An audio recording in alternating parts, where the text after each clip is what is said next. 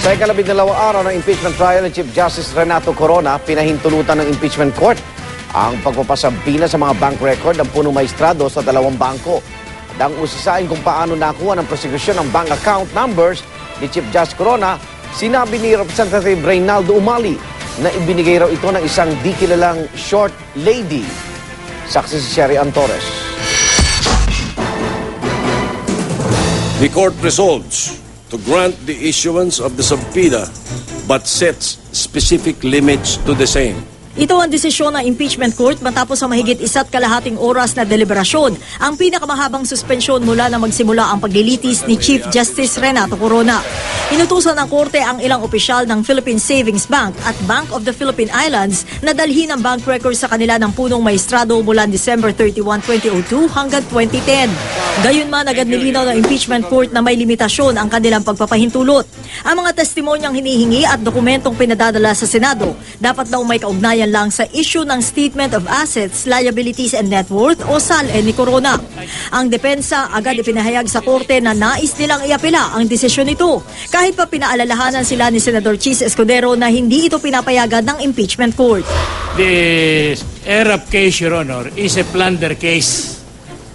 And the main allegation in that plunder case is that the accused President ERAP committed acts constitutive of plunder resulting in the amassing of ill-gotten wealth, Your Honor. If the bank deposits has nothing to do with the impeachment case, Your Honor, the mere fact that it is involved in the impeachment proceedings does not justify any court of justice to rule against the privacy, Your Honor. Sa kabila ng pagkontra ng depensa, tuloy ang pagpapatawag ng korte sa branch manager ng BPI Ayala Avenue Branch sa Miyerkules alas 2 ng hapon.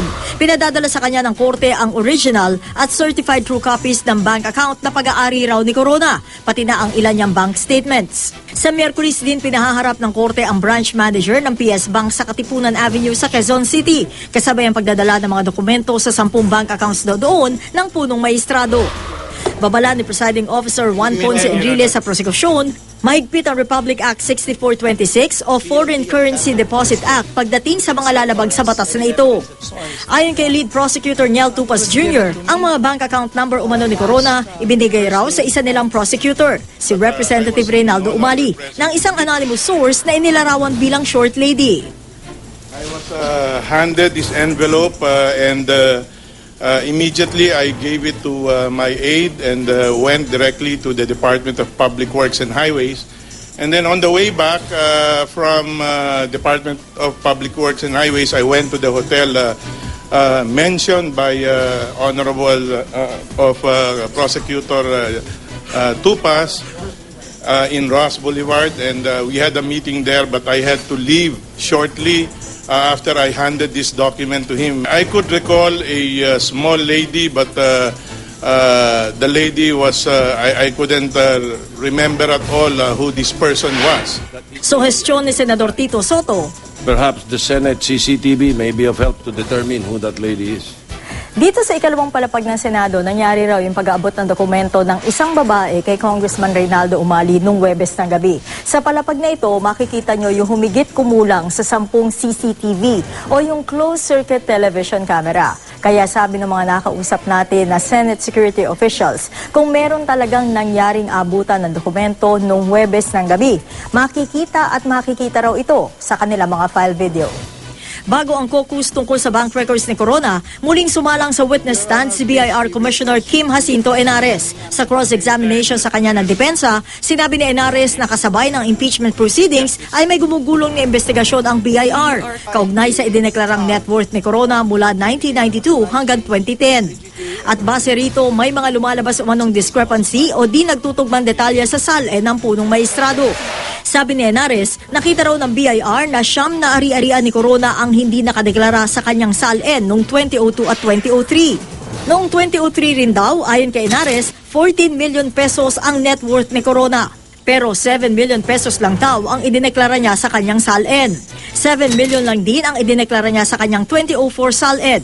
Pero ayon sa BIR Commissioner, aabot ng 21 million pesos ang net worth umano ng punong maestrado.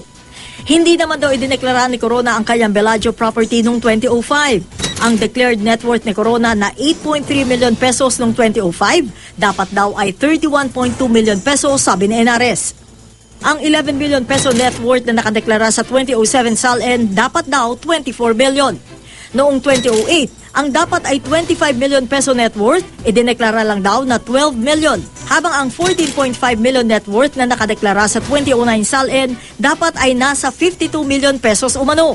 Tanging ang 2010 net worth lang daw ni Corona ang bumaba dahil sa pagbebenta ng kanyang La Vista property sa halagang 18 million pesos, sabi ni NRS. Pinapa-strike out ng depensa sa records ang testimonya ng BIR Commissioner na anilay hindi raw expert witness. Pero sa huli tinanggap din ng presiding officer ang testimonya ni NRS. Ako si Sharian Torres, ang inyong saksi.